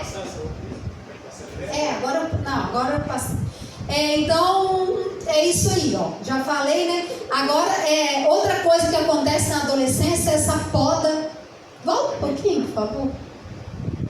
Essa poda sináptica ali acontece também na adolescência. Só para vocês entenderem como funciona o cérebro do adolescente, para vocês compreenderem um pouquinho mais de como lidar. Ocorre bem rápido essa poda sináptica. O que é sinapse? É aquela comunicação entre os neurônios que o adulto tem já formado e tal. Então, quando chega na adolescência, essa poda, essa sinapse, elas diminuem muito. Porque elas são excluídas. Aquelas que não foram muito usadas na infância, o cérebro vai cortando, vai excluindo. E vai ficando só as que vão servir para a idade adulta. Então o adolescente ele fica meio confuso, né? O comportamento dele fica meio bagunçado. Outra coisa que acontece é como se o cérebro dele, gente, é igual o computador, o cérebro dele está carregando do A para o C, né? O cérebro era do C para o A, o cérebro era criança, né? O C de criança, e agora ele está carregando, está acontecendo todo esse processo que eu falei, da amígdala, da mielina que aumenta, dessa poda sináptica que vai cortando, jogando fora aquilo que não foi usado na infância, deixando só os que vão servir para a fase adulta. Então vai acontecendo todo esse processo no cérebro dele e ele acaba ficando nessa confusão toda. Por isso que ele não é nem criança nem adulto, e aí isso é uma crise mesmo. Então isso, eu estou mostrando isso para vocês porque não acontece só no campo emocional não, entendeu? Isso acontece no campo biológico. Eu estou falando de cérebro, eu estou falando de física aqui, ó, cérebro mesmo, o miolo da gente, entendeu? É isso. Então, tudo isso acontece, ó, toda observação aqui, ó, todas essas mudanças são essenciais para o desenvolvimento do pensamento crítico e da coordenação das ações. Tudo isso que acontece no cérebro dele, né, influencia nisso aqui. Agora, outra coisa, a exposição a drogas e álcool durante a adolescência pode alterar ou atrasar esses desenvolvimentos, tá bom? Só para vocês entenderem um pouquinho de ciência aí. Olha só os meninos, tudo igual. Já vimos que de 12 a 21 anos, aproximadamente, o adolescente está num limbo, né, em uma fronteira biopsicossocial, tanto biológica como psicológica e social. Por isso ele é tão vulnerável. Ele sente necessidade de imitar, né? Usa roupa parecida, fala parecida, aquelas mesmas gírias, ouve música parecida, curte as coisas parecidas, né? Cabelo, enfim. Pois estão procurando se agrupar, se conectar e se sentirem pertencentes. Eles querem se agrupar, eles querem se sentir pertencente a algum grupo. Por isso que eles ficam tudo assim, mais ou menos tudo igual. Portanto, pais, cuidem-se para que o seu adolescente não se conecte em qualquer coisa ou pessoa. Se eles estão procurando se conectar a alguma coisa, tem cuidado, porque senão eles podem se conectar a qualquer coisa, a qualquer pessoa. E a gente não quer isso, né? Tá vendo aí um do lado aqui, ó, bebendo, fumando, tá vendo? Próximo. Freud fala que nunca nos recuperamos do corte do cordão umbilical. Isso é uma frase dele. O que significa isso, gente? Que nascer já é um trauma, né? Eu falei. Passamos a vida inteira tentando conectar esse cordão em alguém. Foi Freud que falou isso, gente. Fui eu não. Em alguém que se responsabiliza pela nossa vida, que vive a nossa vida. A mãe não fazia tudo pra gente, não respirava pra gente, não alimentava quando a gente estava no ventre. Então Freud fala que a gente nunca se recupera desse corte do cordão umbilical. Por isso que a gente fica sempre procurando, né, alguém que vive os nossos sonhos, que sinta as nossas dores. A gente sempre procura se conectar a alguém. Pois é isso que a nossa mãe, bem ou mal, fazia pela gente na gestação. Mas não tem jeito, né? Agora é com você. 3 possíveis causas da rebeldia na adolescência. Eu estou falando de adolescência, né? Todo mundo fala que é aborrecente, né? Então, o adolescente pode usar a rebeldia como oposição, né? Como forma de afirmar-se, né? Se afirmar como pessoa e encontrar sua identidade, pois ele ainda está se adaptando às novas responsabilidades e papéis sociais. Eu já falei que ele está nesse mundo aí. Ele pode usar também para testar os limites e as reações dos pais, para saber até onde ele pode ir. Eles são espertinhos, eles vão testando. Ele pode também usar isso como uma forma não saudável, né, inadequada de comunicar e expressar os seus sentimentos e as suas necessidades. Talvez porque ele tenha dificuldade de comunicar, ou talvez porque a comunicação em casa não existe. O diálogo não existe. Então ele pode usar a rebeldia para expressar, né, para se comunicar. Como lidar com a rebeldia dos filhos adolescentes? Manter a comunicação aberta, né? Promover um ambiente de diálogo e empatia, onde o adolescente se sinta à vontade para expressar suas opiniões e sentimentos, sem medo de ser julgado, criticado, agredido, rejeitado. Estabelecer limites claros e consequências coerentes. Colocar regras claras, certificando que o adolescente compreendeu essas regras e que, para a quebra dessas regras, tem o que? As consequências, quais as consequências vão ser. Evitar punir, buscar entender o motivo da rebeldia e encontrar soluções juntos. Ser respeitoso, manifestar autoridade e resistir à pressão. Demonstre respeito, mas seja firme e mostre que você é autoridade, não cedendo a pedidos irracionais ou a tentativa de manipulação. Que ele sabe muito bem fazer isso, manipular. Então, tem que resistir à pressão, tem que ser respeitoso com os filhos, mas tem que manifestar a autoridade, mostrar quem manda de fato. Valorizar os esforços, né? Reconhecer quando o adolescente está se esforçando para mudar, quando ele, né, para melhorar o comportamento dele, o esforço que ele faz. Não é assim, mãe, tirei 9, você não está fazendo mais do que a sua obrigação. Ai, pai, olha, nossa, consegui tirar 10 na prova. Ah, também você só estuda? Então, assim, né? Difícil. Negociação. Negociação, gente, é uma importante ferramenta na educação de filhos. De todas essas fases que eu falei, a mais difícil não é a adolescência? Bebê, né? A gente que, né? É difícil também, mas assim, eu estou falando em termos de educação mesmo, de ali seguir as regras. O adolescente é muito mais difícil, todo mundo tem muito mais dificuldade, né?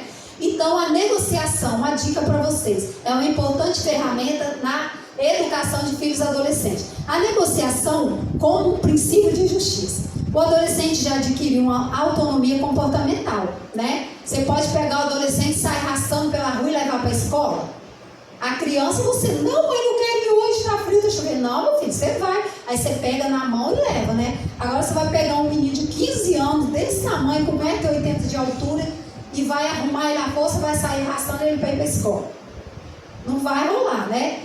Então, ele já tem uma autonomia comportamental, superou a dependência infantil. Ele costuma levar uma vida cujo referencial é ele próprio. O que importa é satisfazer suas vontades. Mas precisa aprender a negociar seus desejos com os de sua família. Por isso que eu coloquei que a negociação como um princípio de justiça. É justo ele querer fazer as vontades dele? É, mas só as dele? É justo? Não. Tem que ser as dele e também ele pensar na família. O que a família também quer, o que os pais também desejam. Não só ele. A negociação não pode ser doentia, porque senão poderá chegar ao assédio moral familiar. O que é um assédio moral familiar? É um abuso de poder exercido por um membro da família sobre os outros. Normalmente pelo adolescente rebelde. Adolescente, quando é rebelde, ele faz esse assédio moral familiar. Porque os pais permitem o assédio moral do filho e sofrem em silêncio? Será por quê, né? Não acontece muito isso? É comum existir recompensa não saudável por trás desse comportamento dos pais. Que recompensa é essa? Não reagir e não expor a situação para pedir ajuda, visando proteger a reputação do filho e muitas vezes a sua também. Eu vou falar nada com meu filho está desse jeito, eu vou procurar ajuda nada, eu vou ter que expor a situação. Então eu vou expor meu filho, todo mundo vai ficar olhando para ele assim, olha, aquele ali faz isso, dentro de casa está tratando os pais assim, assim, assim. Expor a reputação do filho, ou então, nossa, aquele menino é desse jeito, que educação que esses pais derem. Então muitas vezes o pai quer proteger a reputação do filho e às vezes também, né? O que eu vou pensar de mim? De mim como pai, de mim como mãe? Se eu expor a situação, então muitas vezes os pais sofrem calado com esse assédio moral com esse adolescente ali, assediando moralmente a família, né? E não fala nada, não pede ajuda, porque ele tem vergonha de expor a situação, de expor o filho e de expor a sua própria situação. Como negociar com os filhos? Combinam-se as regras e as consequências do não cumprimento delas para quem falhar com o combinado. O contrato tem que ser bom só para o filho, adolescente? Não. O contrato tem que ser adequado para a idade do filho, porque isso não serve só para a adolescência. Essa é uma principal ferramenta para a adolescência, mas serve para a criança menor também. Tá? Então tem que ser adequado para a idade do filho. Você vai fazer um contrato ali, uma negociação com a criança de 7 anos. Ah, que ele pode sair e voltar 10 horas? Não. Mas 9 horas da noite? Não. Mas um adolescente talvez de 15 anos você possa fazer isso? Pode. Então, assim, vai ser adequado com a idade do filho. Tem que ser bom para ambas as partes. Tem que ser bom para o adolescente, para o filho, mas também para os pais e para a família. E ele tem que ser flexível, ele não pode ser rígido. Porque se precisar mudar as regras, vai mudar. Então, vai ser reformulado quando precisar. Quando a negociação não funcionar, passa-se a Eu quero que vocês leiam isso aí para mim, essa última frase grande. Aqui. Quando a negociação não funcionar, faça-se a exigência. Eu não estou falando que a negociação é ferramenta boa para tratar com os adolescentes, para a educação deles, só que às vezes ela não funciona. E quando ela não funcionar, o que vai acontecer? Vai passar a exigência. Essa exigência de quem? Dos pais, é lógico. Pais são autoridades sobre os filhos, portanto a relação entre eles não pode ser de igual para igual.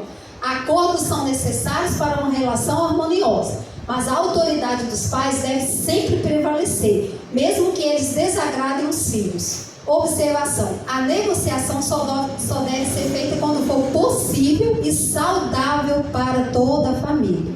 Não pode ser uma negociação que vai trazer nenhum tipo de prejuízos para a família. Porque os pais deveriam aceitar a tirania do filho, né, a rebeldia do filho, se a sociedade não aceita? Lá fora o filho grita com não sei o quê, manda aí não sei o quê, fala de qualquer jeito. Não, eles sabem muito bem onde eles fazem isso. Então os pais não podem aceitar, porque lá fora a gente não está criando nossos filhos para o mundo lá fora, para ele não vai conviver lá, ele não vai trabalhar fora, não vai estudar, não vai, enfim, construir família. Então ele tem que aprender a se comportar. A primeira célula social é a família, né? Então depois ele vai relacionar com pessoas lá fora. Então ele tem que saber que o mundo lá fora não é manso, não. Os pais devem exigir que os filhos sejam em casa igual ou melhor do que são com os amigos, com os professores, com os patrões, com os estranhos. Um anjo lá fora e um monstro em casa? Não, né? Nossa! Menina, eu conheci seu filho. Nossa, ele é um amor, né? Ele é tão bonzinho, um anjo, aí a mãe. Nossa, ele é tão educado. Nossa, ele é tão carinhoso, né? Que menino. Aí a mãe não vai falar assim, não, porque a mãe fica ali, pensando, faz cara de paisagem, fica sem graça, né? Porque ela conhece o filho dela. Então, assim, às vezes lá fora eles são um anjo e dentro de casa quer ser um monstro. Não pode, porque, né? Será que eu mereço mais? Eu mereço menos ser bem tratado, ser amado, ser honrado do que as pessoas lá fora, né? Então, assim, você tem que dar muito mais para mim. E os pais têm que exigir dos filhos, adolescentes, um retorno da educação que ele deu para os filhos, né?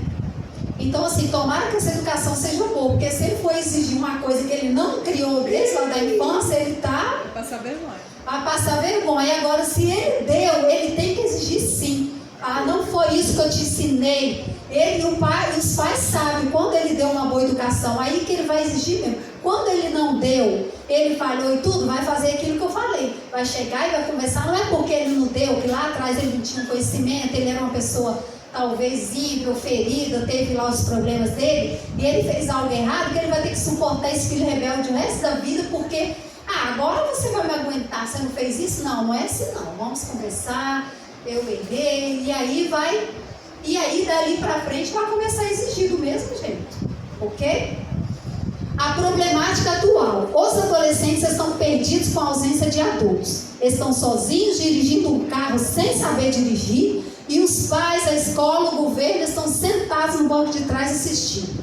As poucas vezes que alguém intervém, vem ONGs, leis protetivas, redes sociais para criticar, para condenar. Então, assim, a gente, né, a problemática atual é essa. Você não pode falar mais nada, você não pode, tem a lei da palmada, a lei da não sei mais o que, tem isso, tem aquilo. Então, assim, né, mas a gente não pode deixar, porque quem educa os filhos é a família, são os pais, não é o Estado.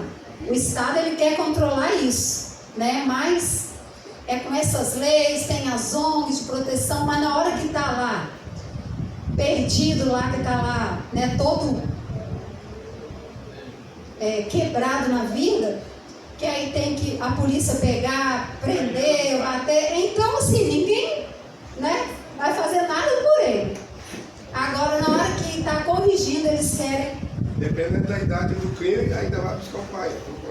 Pois é. Para pagar. É isso. Para refletir, filhos, agora para filhos, quem é, todo mundo aqui é filho, né? Que ninguém nasceu da. Mas enfim, assim, né? Então tá bom. vale para você também que já é pai, mas que você também é filho. Filhos, qual é o nível de respeito que você tem pelos seus pais? Você valoriza seus pais como eles merecem?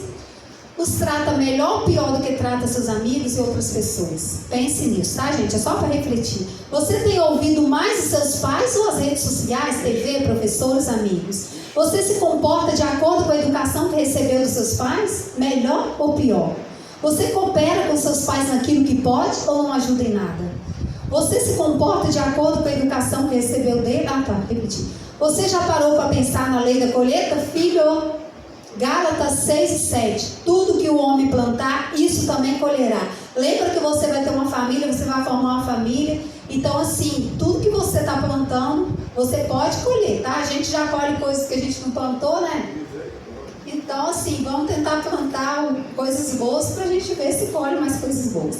Colossenses 3 e 20 fala: filhos, em tudo obedeçam aos seus pais, pois fazer isso agrada ao Senhor. Pais, agora para refletir, pais, como está o seu amor que exige? Você conversa com seu filho adolescente e exige deles um bom comportamento ou deixa ele ditar as regras dentro de casa? Você é autoridade ou autoritário? Deixa correr solto ou negocia com seus filhos sem perder sua autoridade? Você busca estar próximo do seu adolescente? Largou de lado porque ele só quer ficar com os amigos? É normal? Eles não querem ficar com a gente.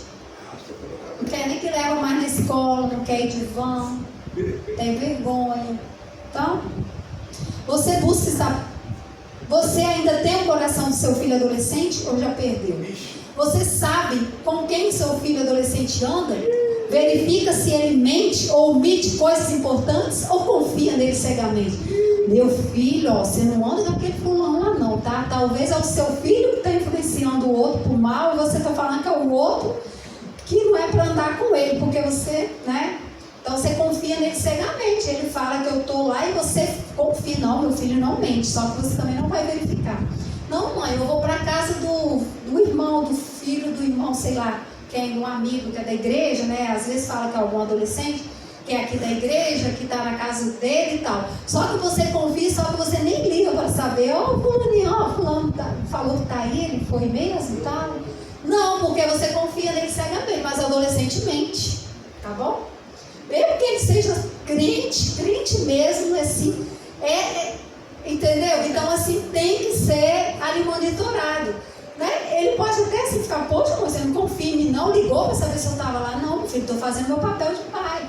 Não é que eu não confio em você, eu estou, né? Então, assim... E muitas vezes a gente quer crucificar o filho dos outros. Às vezes o da gente é pior do que o dos outros e a gente está achando que é o outro que está influenciando. Que aquele lá está levando o filho para o mau caminho, às vezes o outro está melhor que seu filho. Quando chega lá fora, você não sabe o que está acontecendo. Como está o seu papel de protetor espiritual dos seus filhos? Você estuda a Bíblia e ora com eles pelo menos uma vez na semana? A gente não está falando das 4 dimensões da vida, que não é só da comida, não é só da escola, educação, não é só da apoio emocional, tem que ter também o espiritual, não é? Então, como que tá? Os pais são protetores espirituais. Você lê a Bíblia e ora com seu filho pelo menos uma vez por semana, tem um culto doméstico, tem alguma coisa assim? Você sabe quanto tempo seu filho passa em frente às telas, celular, tablet, computador, TV, videogame?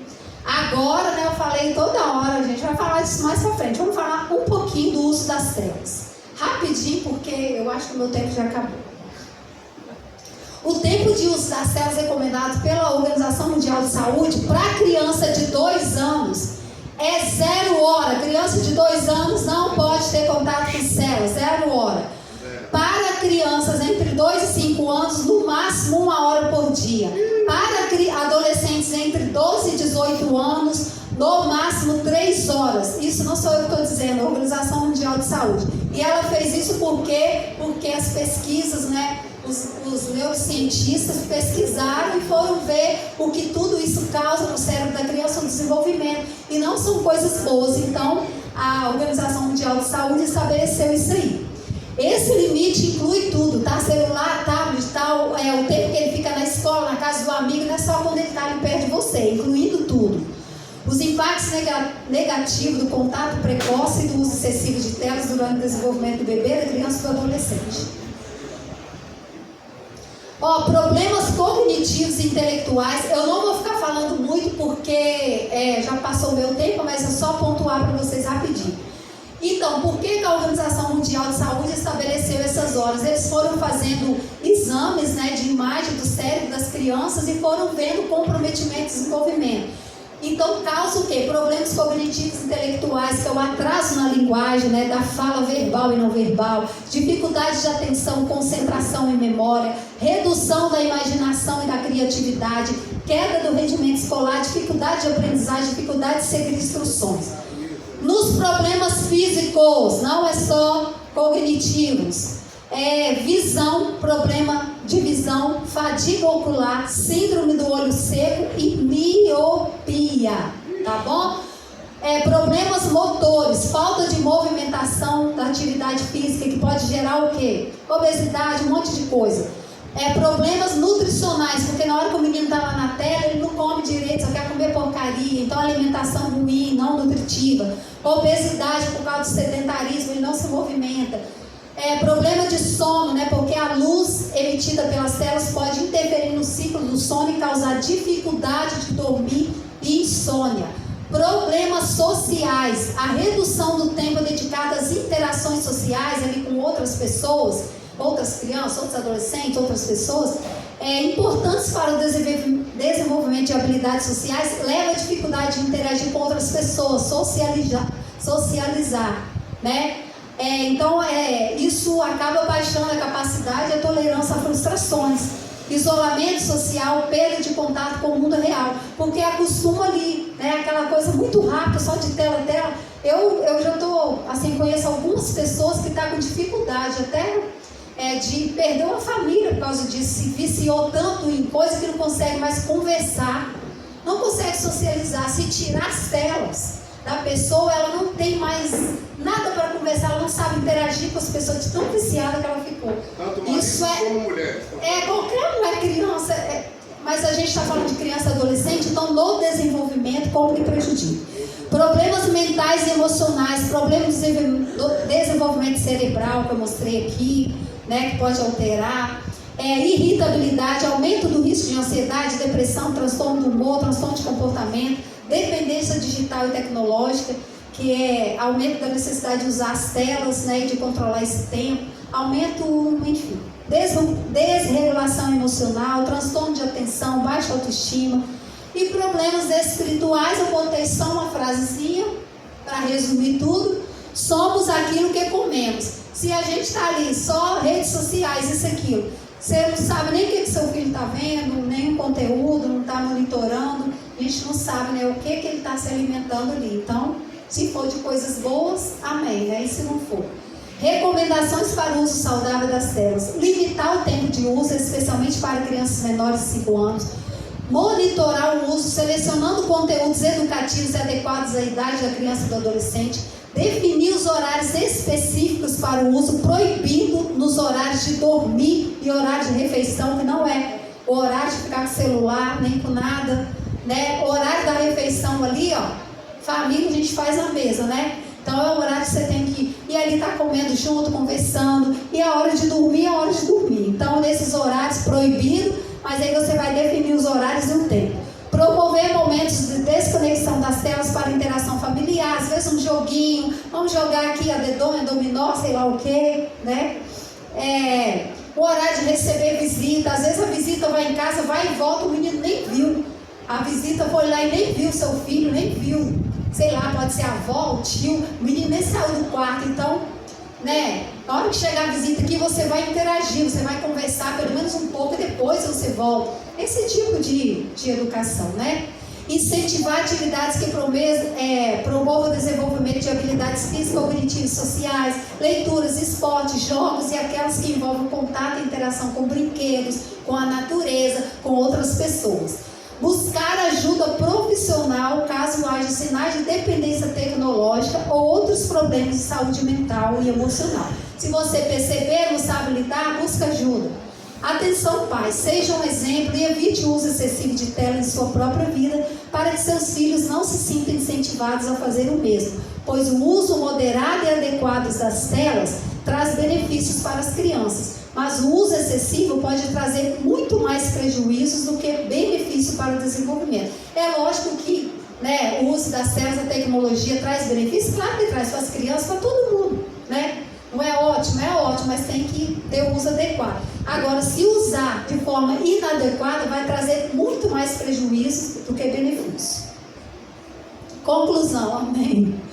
Educar filhos é um grande desafio, pois além de saber, a gente tem que saber, né, aplicar a educação adequada para cada fase da vida, os pais precisam ser criativos. Se uma forma não der certo, ele tem que arrumar outra, porque não pode deixar de educar. Então tem que ter estratégias e mudando. No entanto, os pais que praticarem essas 3 coisas, vamos ler comigo para memorizar? Inserir boas marcas na matriz dos filhos, ter comportamentos compatíveis com o que desejam ensinar aos filhos, aplicar a educação adequada para cada fase da vida dos filhos. Os pais que fizerem isso, né, podem estar certos de que cumprir o seu papel de pais com excelência. É aquilo que eu falei, que mesmo se vocês fizerem isso, dessa forma, e seu filho não se tornar uma boa pessoa no futuro, um bom adulto, né? Uma pessoa respeitosa, próspera, resiliente, né, preparada para enfrentar a vida, vocês podem ter a consciência tranquila de que vocês não contribuíram com isso. Vocês fizeram essas 3 coisas, tá bom? Mas a própria pessoa, né, ele próprio fez a escolha de viver a vida de um modo diferente do que você aprendeu com vocês. Por quê? Porque o adulto, ele tem um livre-arbítrio, né? Deus nos deu o livre-arbítrio. Então, só que é menos doloroso você chorar pela perda, entre aspas, dos seus filhos, consciente de que vocês fizeram cumprir o dever, do que não é isso? Vamos supor que você não faz nada disso e seu filho se perde lá na frente. Você vai chorar se sentindo culpado e não vai se perdoar nunca. Agora, se você fizer tudo isso e lá na frente ele adulto escolher um outro caminho diferente do que você ensinou, você pode chorar por ver ele assim, mas você não vai chorar de dor na consciência. Então, é muito menos doloroso chorar com a consciência tranquila. Amém? Amém. É isso, gente. Espero que eu contribuísse.